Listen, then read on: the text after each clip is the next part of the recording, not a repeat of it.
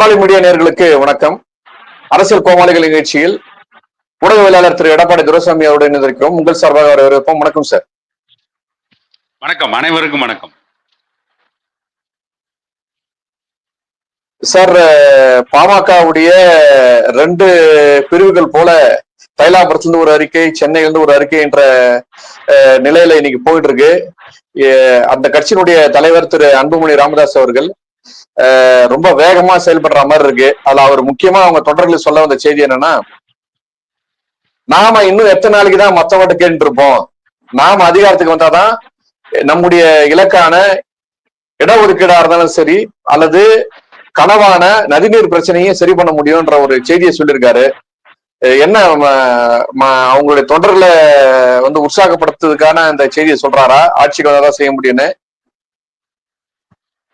இல்ல அவருடைய கனவை நடைமுறைப்படுத்தும் எதிர்பார்க்கிறாரா? சார், ஆட்சிக்கு வந்தாதான் செய்ய முடியும், இல்லைன்னா முடியாது. கிட்டத்தட்ட அரை நூற்றாண்டுகள், 60 ஆண்டுகள் இந்த திராவிட கட்சிகள்கிட்ட பல முறை கோரிக்கையை வச்சு போராடி எல்லாம் பண்ணியும் இன்னைக்கு வரைக்கும் நடக்கல. ஆட்சிக்கு வந்தாதான் நடக்கும். அதை தான் அன்புமணி சொல்றாரு.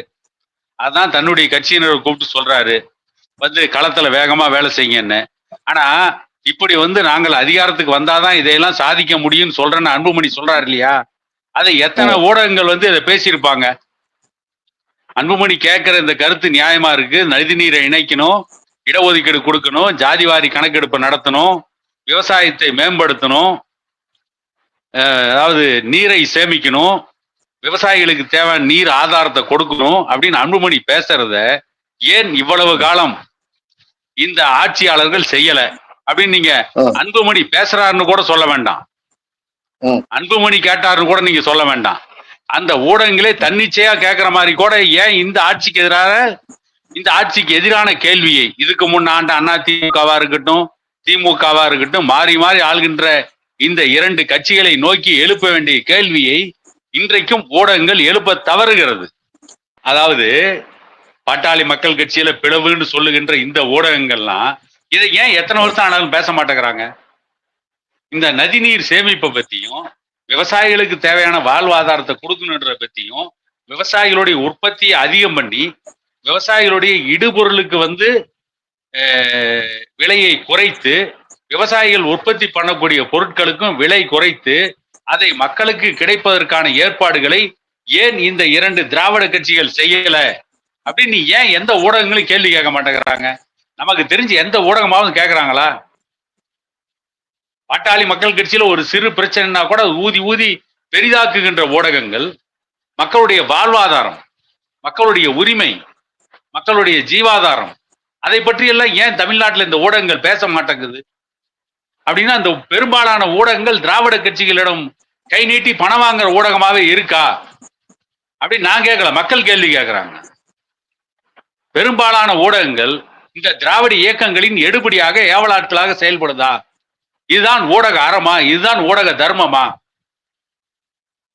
அது இங்கிலாந்து இளவரசி டயானா சார், நான் என்ன சொல்றேன், இங்கிலாந்து இளவரசி டயானா அவருக்கு பட்டமே வேல்ஸ் இளவரசி.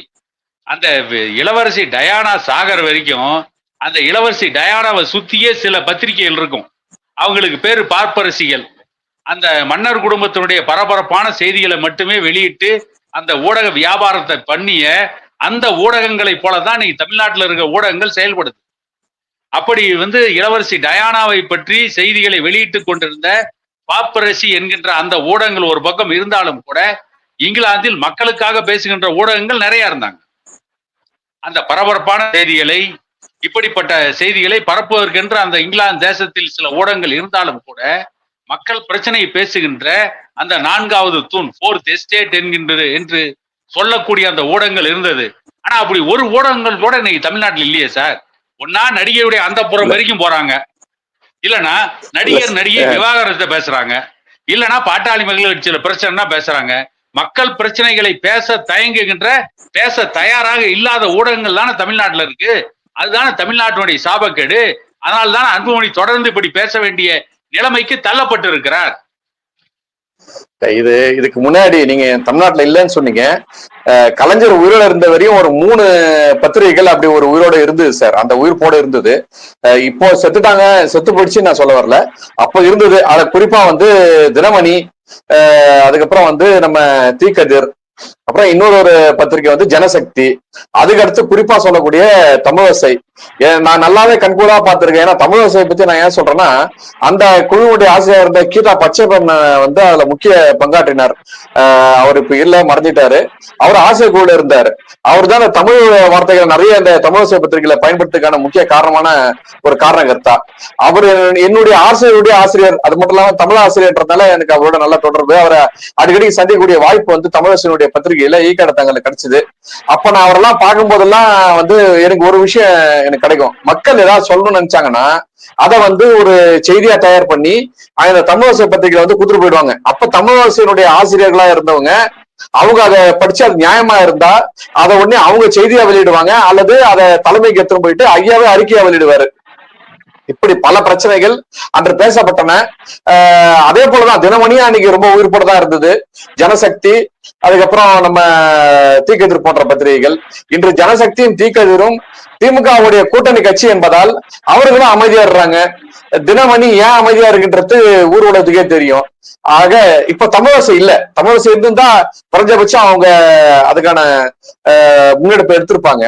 உங்க கூற்றுப்படி பத்திரிகைகள் உயிர் போட அதை சரியா செய்யலன்றது ஏற்றுக்கொள்ள வேண்டிய செய்திதான். பாமக செய்தியை மட்டும் இவங்க புறக்கணிக்கிறாங்க என்பதை விட திமுக அரசுக்கு எதிரான எந்த கருத்தையுமே வெளியிடக்கூடாது என்பதில் மட்டும் ஒரே ஒற்றை கருத்தோடு அவங்க செயல்படுறாங்க. அப்படித்தானே சார் பார்க்க முடியுது? சார் திமுக மட்டும் இல்ல, பாரதிய ஜனதா கட்சிக்கு எதிரான கருத்துக்களையும் அவர்கள் வெளியிடுவதில்லை. இந்த பக்கம் தேசிய ஆளுங்கட்சிக்கு எதிர்ப்பா இல்ல இல்ல சார், அதாவது தேசிய அவங்களுக்கு 2 கை எதுக்கு இருக்குன்னு கேட்டீங்கன்னா, இந்த பக்கம் தேசிய கட்சியான பாஜக கிட்ட கை நீட்டுறாங்க, இந்த பக்கம் திராவிட கட்சிகள்கிட்ட கை நீட்டுறாங்க. அவங்களுக்கு 2 கையை கொடுத்ததே அதுக்குன்னு முடிவு பண்ணிட்டாங்க. அவங்களுக்கு வாயை கொடுத்தது எதுக்குன்னு கேட்டீங்கன்னா, திமுகவுக்கு எதிரான அமைப்புகளுக்கு எதிராக பேசுவது, பாரதிய ஜனதா கட்சிக்கு எதிரான அமைப்புகளுக்கு எதிராக பேசுவது. இதுக்காக மட்டும்தான் அவங்களுக்கு வாயை கொடுத்திருக்காங்க. இந்த 2 கட்சிகளுக்கும் 2 கட்சிகளிடமும் கையை நீட்டுவதற்காகத்தான் கையை கொடுத்திருக்காங்க. அதுக்காக தான் 2 கை. இல்லைன்னா அவங்களுக்கு ஒரு கையோட படைச்சிருப்பாரோ ஆண்டவன் அப்படின்ற ஒரு சந்தேகம் எழுது. நீங்க சொல்ற மாதிரி ஒரு சில பத்திரிகைகள் இருந்தாங்க. நான் ஒரு காலத்துல தீக்கதிரை பார்த்து அரசியல் செய்திகளை நிறைய தெரிஞ்சுக்குவேன். ஒரு காலத்தில் ஒரு 15 ஆண்டுகளுக்கு முன்பு வரை அவங்க கிட்டத்தட்ட இப்ப திராவிட கட்சியுடைய கிளை அமைப்பாயிட்டாங்க. தீக்கதிரும் ஜனசக்தியும் திராவிட கட்சிகளுடைய ஊடகம் ஆயிட்டாங்க. நீங்க தினமணி என்ன பண்றாங்கன்னா, இப்ப வந்து தமிழ்நாடு அரசுடைய விளம்பரத்துக்காக அவங்க வந்து இந்த அரசுக்கு எதிராக வெளியிடக்கூடிய செய்திகளை வெளியிடாம பாத்துக்கிறாங்க. நீங்க சொல்ற இன்னொரு பத்திரிகை வந்து அந்த பத்திரிகையை நடத்த முடியாம போயிடுச்சு. நீங்க சுதந்திர இந்தியாவில் ஒரு மிகப்பெரிய அதிர்வுகளை ஏற்படுத்திய சுதேசமித்திரன் பத்திரிகை மீண்டும் வெளியிட்டாங்க, நடத்த முடியல, முடங்கி போயிட்டாங்க. இப்படி ஒரு தனிநபருடைய இயக்கம் சார். பாட்டாளி மகிழ்ச்சியினுடைய பத்திரிகையா வெளிவந்த தமிழரசை அன்னைக்கு தமிழ் வார்த்தைகளை முன்னெடுக்கவும் தமிழை காப்பாற்றவும் அவங்க எடுத்த நடவடிக்கை கொஞ்சம் கிடையாது சார். கலைஞரே வந்து அவருடைய நம்ம தமிழரசனுடைய ஆண்டு விழால பெருமையா பேசி பாராட்டிய பத்திரிகை. பொருளாதார ரீதியா அவங்களால அதை சமாளிக்க முடியாததுனால அதை மூட வேண்டிய நிலைமை. ஆனா ஒரு சிறிய இயக்கமாக இருந்தாலும் கூட இன்னைக்கு குறைஞ்சபட்ச சட்டமன்ற உறுப்பினர்கள், குறைஞ்ச அளவில் இயங்கக்கூடிய ஒரு இயக்கமா இருந்தா கூட 2 கம்யூனிஸ்ட் கட்சிகள் தனக்கான பத்திரிகைகளை இன்னும் நடத்துறாங்களே சார். அப்பயும் பாராளுமன்ற கட்சி அதை நடத்த முடியாம போயிடுச்சுன்ற ஒரு கேள்வி இருக்குல்ல. அவங்களுக்கான பத்திரிகை இருந்தா இன்னைக்கு இந்த தேவையை நிறைவேற்றிருக்கும் இல்லையா? அது மட்டும் இல்ல, பல ஊடகங்கள் வந்து பாட்டாளி மக்கள் கட்சி நடந்து பொருளாதார ரீதியா மிகப்பெரிய தோல்வியை சந்திச்சதுனால அந்த பத்திரிகையை நடத்த முடியாம நிலைமைக்கு போயிட்டாங்க. இன்னைக்கு மக்கள் தொலைக்காட்சி ஒரு தனி தமிழ் இயக்கத்தை நடத்துகின்ற தொலைக்காட்சியா இருக்கு. மக்கள் தொலைக்காட்சி முழுக்க முழுக்க தமிழ் வார்த்தைகள், பிற மொழி கலப்பு இல்லாம ஆபாச நடனங்கள், இந்த பெண்களை சீரழிக்கக்கூடிய தொலைக்காட்சி தொடர்கள் இல்லாம, திரைப்படம் சார்ந்த எந்த நிகழ்ச்சிகளும் இல்லாமல், அதுவும் வெளிநாட்டிலிருந்து வந்த சில ஹாலிவுட் திரைப்படங்கள், அற்புதமான திரைப்படங்கள் மட்டும்தான் வந்து மக்கள் தொலைக்காட்சியில ஒளிபரப்பி இருக்கிறாங்க. மக்களுக்கு தேவையானதை, தமிழர்களுடைய பூர்வீக கலைகளை, இலக்கியத்தை, சொல்ல போனா அழிந்து கொண்டு இருக்கின்ற தெருக்கூத்து கதைக்கு பாட்டாளி மக்கள் கட்சியினுடைய மக்கள் தொலைக்காட்சி தான் உயிர் போட கொடுத்துட்டு இருக்குது. இன்னைக்கும் வந்து அதை வந்து மக்கள் தொலைக்காட்சி நிறைவேற்றிட்டு இருக்கு. ஆனா இன்னைக்கு விஜய் டிவியை போலவோ சன் டிவியை போலவோ வணிகமயமாக அந்த மக்கள் தொலைக்காட்சி லாபகரமாக இயங்கல.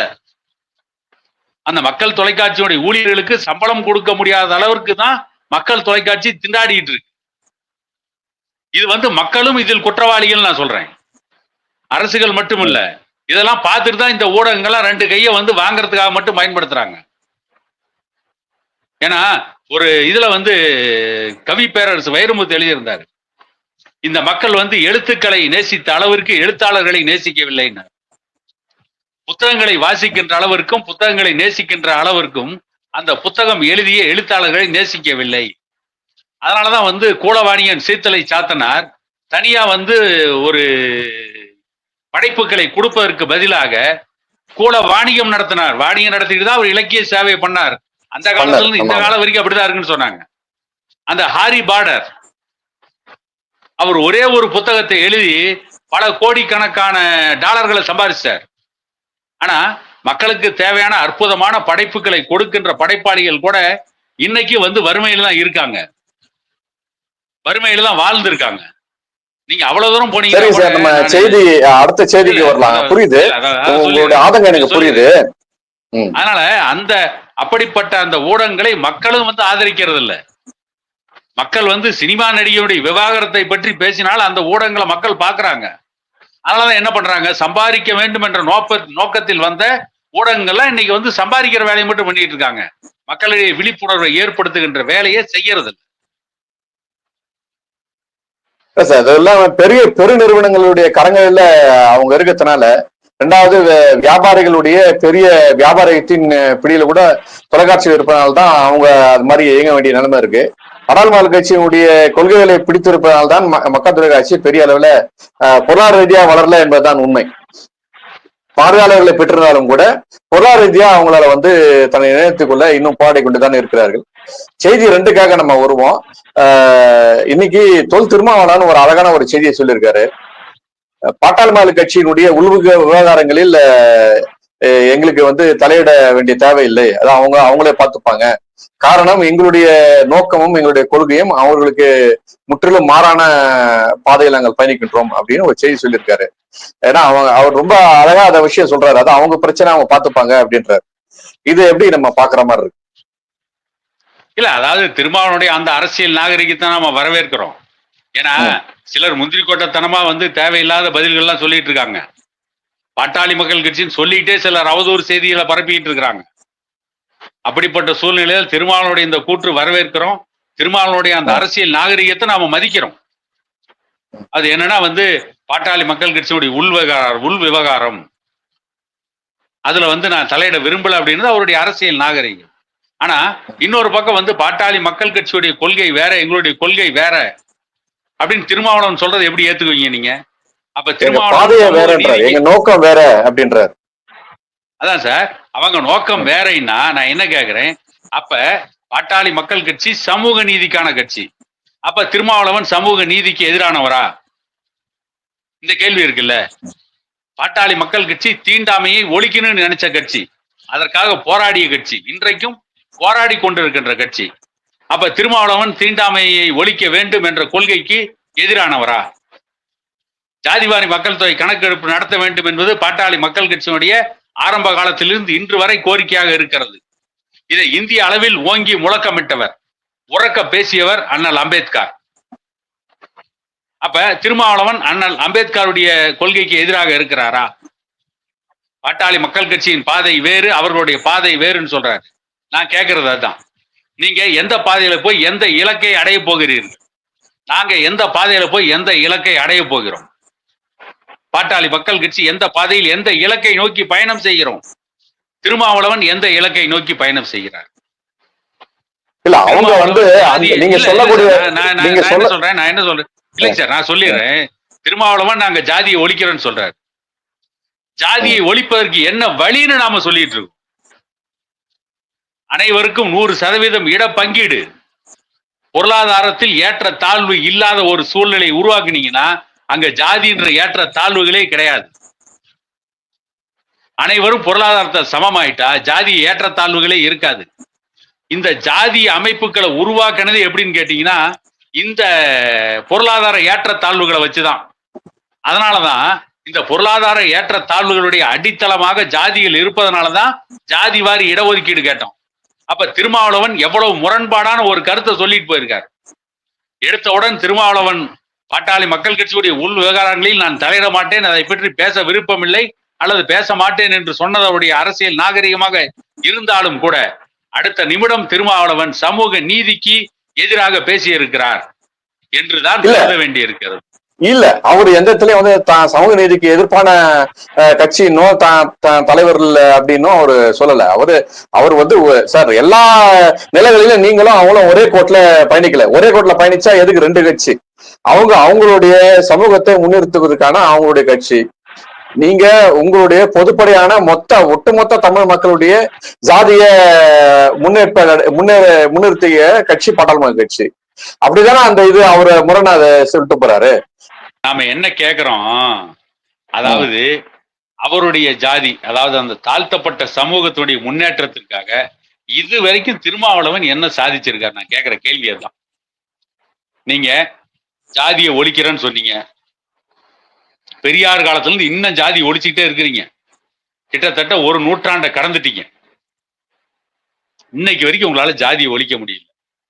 அப்படின்னா உங்களுடைய கொள்கையில முரண்பாடா, உங்க போராட்ட பாதையில முரண்பாடா, அல்லது நீங்க கடமை தவறி இருக்கிறீங்களா? இந்த கேள்விகள் ஒரு புறம். அண்ணல் அம்பேத்கர் கொண்டு வந்த அந்த இடஒதுக்கீடு, அம்பேத்கர் போராடி வெள்ளக்காரன்ட்டே சண்டை போட்டு வாங்கிட்டு வந்துட்டார். எந்த தாழ்த்தப்பட்ட சமூகத்தை சார்ந்தவர்களும் வீதியில் இறங்கி போராடவில்லை. எந்த அரசுகிட்டையும் சண்டை போடல இடஒதுக்கீட்டுக்காக, அவங்க சமூக நீதிக்காக. அம்பேத்கர் வட்டமேசை மாநாட்டில் வெள்ளக்காரன்ட்ட பேசி சண்டை போட்டு 19% இடஒதுக்கீடு, 1% பழங்குடியினர், மீதி 18% தலித் சமூகத்திற்கு. இந்தியாவெங்கும் மத்திய அரசுடைய வேலை வாய்ப்பிலேயே அந்த இடஒதுக்கீடு இருக்கு. போதாத குறைக்கு டாக்டர் அன்புமணி ராமதாஸ் அவர்கள் மத்திய சுகாதாரத்துறை அமைச்சராக இருக்கின்ற பொழுது இந்த தாழ்த்தப்பட்ட சமூகங்களுக்கு மருத்துவ உயர் கல்வியிலையும் இடஒதுக்கீடு கொண்டு கொடுத்துட்டார். இது பத்தாத குறைக்கு இதர பிற்படுத்தப்பட்ட சமூகத்திற்கு டாக்டர் ஐயா வந்து 27% இதர பிற்படுத்தப்பட்ட சமூகத்திற்கு இடஒதுக்கீடு சண்டை போட்டு வாங்கி கொடுத்துட்டார். அப்படி இருக்கின்ற பொழுது திருமாவளவன் இந்த ஒடுக்கப்பட்ட தாழ்த்தப்பட்ட சமூகங்களுக்காக அவர் அரசிடம் போராடி பெற்றுக் கொடுத்த உரிமை ஏதாவது உண்டா? அவர்களால் பட்டியல் போட்டு காட்ட முடியுமா? நீங்க சொன்ன மாதிரி இல்ல, நான் ஒத்துக்கிறேன். நீங்க சொன்ன மாதிரி மருத்துவர் அன்புமணி ராமதாஸ் வந்து கல்வியில இப்போ சமீபத்தில் அவரு அமைச்சரா இருக்கும்போது வாங்கி கொடுத்த இடஒதுக்கீடா இருக்கட்டும், அல்லது மருத்துவர் ஐயா அவர்கள் ஒட்டுமொத்த அந்த தாழ்த்தப்பட்ட மக்களுக்காக போராடி பெற்றுக் கொடுத்த இடஒதுக்கீடா இருக்கட்டும், எல்லாம் பெற்றாலும் கூட இன்றும் கூட திருநெல்வேலி மாவட்டத்துல ஒரு பையன் சுதந்திரமா போய் படிச்சுட்டு வெளில வர முடியல சார். ஒரு பையன் மதுரை பக்கத்துல வண்டி ஓட்டம் புல்லட் ஓட்டான்னு சொல்லிட்டு 2 கையை வெட்டின சமூகம் தானே சார் இது. அந்த மாதிரியான ஒரு பிரச்சனை இருக்கு. எதிர்ப்பாதான் திருமாவளவன் இன்னும் போராட வேண்டியது இருக்கு. அவரு ஒத்தாளு சார். அந்த சமூகத்துல இருந்து ஏகப்பட்ட பேர் வந்தாங்க. ஆனா யாரும் இந்த அளவுக்கு இந்த சமூகத்துல இருந்து ஒரு தலைவனா இருந்து இன்னைக்கு ஒரு 2 பாராளுமன்ற உறுப்பினராகவும் ஒரு 4-5 சட்டமன்ற உறுப்பினராகவும் வேற எந்த தலைவராலையும் வர முடியலையே. ஆனா இவர் மட்டும் தான் வந்திருக்காரு. அதனாலதான் சொல்றாரு, என்னுடைய பயணம் தூரம் ரொம்ப தூரம் இருக்கு, ஆனா என் பாதை வேற, அதனால என்னுடைய இலக்கு வந்து வேற. இன்னைக்கு வந்து ஒட்டுமொத்த சமூகத்துக்கு, தமிழ்நாட்டு ஒட்டுமொத்த சமூகத்துக்கும் போராடக்கூடிய மருத்துவர் ஐயாவுடைய பாட்டாளி கட்சியினுடைய கொள்கை என்பது வேற. எனவே அது அவங்க உள்நாட்டு பிரச்சனை, அவங்க உள்கட்சி பிரச்சனை, அதெல்லாம் என்னால் தலையிட முடியாதுன்ற நம்ம ரெண்டுக்குமான வித்தியாசம் நம்ம புரிஞ்சுக்கணும்ல சார். சார் நீங்க ஜாதிய ஒடுக்குமுறை, தாழ்த்தப்பட்ட சமூகத்திற்கு எதிரான பிரச்சனைகள் நீங்க காரணம் காட்டுறது கூட நீங்க வந்து தென் மாவட்டத்துல தான் காட்ட முடியுது. வட மாவட்டத்தில் நீ காட்ட முடியல. தாழ்த்தப்பட்ட சமூகத்திற்கு எதிரான ஒடுக்குமுறை வட தமிழ்நாட்டுல எங்க நடந்திருக்கு? திமுகவை சார்ந்தவர்களால் நடந்திருக்கு. பாட்டாளி மக்கள் கட்சியோ வன்னியர் சமூகமோ தாழ்த்தப்பட்ட சமூகத்திற்கு எதிராக நின்றுக்கிறோமா வட தமிழ்நாட்டுல? நீங்க மதுரையை காரணம் காட்டுறீங்க. நீங்க தூத்துக்குடியில ஒரு மாணவன், அந்த மாணவனுடைய தங்கச்சி, அவங்க வந்து தாக்கப்பட்டாங்க ஜாதிய ஒடுக்குமுறையில. எங்க தூத்துக்குடியில, தென் மாவட்டத்துல. அதே மாணவன் சமீபத்துல தாக்கப்பட்டதான் ஒரு செய்தி. ஜாதிய ஒடுக்குமுறைகள் அங்கதான் இருக்கு. நீங்க அப்ப என்ன பண்ணும்? மதுரையில போய் போராடி இருக்கு. ஆனா நீங்க மேல்பாதி திரௌபதி அம்மன் ஆலயத்துல வன்னியர்களுக்கு எதிராக வலுக்கட்டாயமா வந்து நிக்கிறீங்க. அதே வந்து நீங்க போய் எங்க பேசுறீங்க? வள்ளுவர் கோட்டத்துல வந்து வன்னியர் சமூகத்திற்கு எதிராக என்ன அது ஜாதி புத்தின்னு இதே திருமாவளவன் பேசினாரு. திருமாவளவன் பேசிய அதே கூட்டத்துல தென் மாவட்டத்துல முக்குளத்தோர் சமூகத்தை சார்ந்த பசும்பொன் பாண்டியன் என்கின்ற ஒரு மோசமான ஆள் வந்து வன்னியர் சமூகத்துக்கு எதிராக பேசினான். அதே பசும்பொன் பாண்டியன் மதுரையில போய் திருமாவளவனுக்கு ஆதரவா அந்த ஜாதிய ஒடுக்குமுறைக்கு எதிராக ஏன் பேசல? அங்க போய் திருமாவளவன் அந்த கேள்வியை பசும்பொன் பாண்டியன் கேட்கலாம்ல. எந்த வடதமிழ்நாட்டுல ஒரே நாள்ல 7 அம்பேத்கர் சிலையை நிறுவி, எந்த வடதமிழ்நாட்டுல டீக்கடைகள்ல வந்து இரட்டை கோலை முறையை ஒழிச்ச காடுவெட்டி குருவை இன்னைய வரைக்கும் நீங்க ஜாதி வெறியர்னு பேசிட்டு இருக்கீங்க? அப்புறம் எப்படி உங்களுடைய பாதை சரியா இருக்கும்? எப்படி உங்களுடைய பயணம் சரியா இருக்கும்? நீங்க போற பாதையே சரியில்லையே. என்னுடைய பாதை வேறு, என்னுடைய பயணம் வேறுன்னா நீங்க வந்து ஒடுக்கப்பட்ட சமூகத்திற்கான உரிமைகளுக்காக போராடுகின்ற பாதையில் செல்லாமல் வேறு பாதைகளை செல்றீங்க. அதனாலதான் வந்து என்னுடைய பாதை வேறு, என்னுடைய பயணம் வேறுன்னு சொல்றீங்க. வட தமிழ்நாட்டுல எங்க ஜாதிய ஒடுக்குமுறை இருந்தது? இதே வந்து 12 ஆண்டுகளுக்கு பிறகுதான் வந்து திருவிடந்தை மகாபலிபுரத்துல வந்து வன்னிய இளைஞர் பெருவிழாவை நடத்தணும். 12 ஆண்டுகளுக்கு முன்பு நடந்த பொழுது மரக்காணத்துல கரவலத்தை உருவாக்குனது யாரு? அங்க 2 வன்னிய இளைஞர்களை வெட்டி கொன்னது யாரு? அந்த ஜாதிய ஒடுக்குமுறை, அந்த ஜாதி அடக்குமுறையை செஞ்சது விடுதலை சிறுத்தைகள் கட்சியினுடைய நிர்வாகிகள் தானே. அப்ப இன்னைக்கு வட தமிழ்நாட்டுல ஜாதிய ஒடுக்குமுறையை கட்டவிழ்த்து விட்டு இருக்கிறதே திருமாவளவன் கட்சி தான். உண்மையிலேயே ஜாதிய ஒடுக்குமுறை இருக்கின்ற தென் தமிழ்நாட்டுல போய் பேசுவதற்கு, போராடுவதற்கு திருமாவளவன் தயாராக இல்லை. கடைசி வரைக்கும் பாப்பாப்பட்டி, கீரிப்பட்டிங்கிற 2 கிராமங்கள்ல தாழ்த்தப்பட்ட சமூகத்தை சார்ந்தவர்களை ஊராட்சி மன்ற தலைவர் தேர்தலில் வேட்புமனு தாக்கல் செய்ய கூட அனுமதிக்காத அந்த கிராமங்கள்ல போய் அங்கே நடக்கின்ற ஜாதிய ஒடுக்குமுறைக்கு எதிராக திருமாவளவன் களத்திலே நின்றிருந்தால் திருமாவளவன் ஜாதிய ஒடுக்குமுறைக்கு எதிராக போராடுகிறார் என்று நான் ஏற்றுக்கொள்ள தயார். எங்கே ஜாதிய ஒடுக்குமுறை இல்லையோ அங்கே வந்து ஜாதிய ஒடுக்குமுறையின் திருமாவளவன் கதை கட்டுறார்னா இவருடைய பாதை பழுதடைந்த பாதை.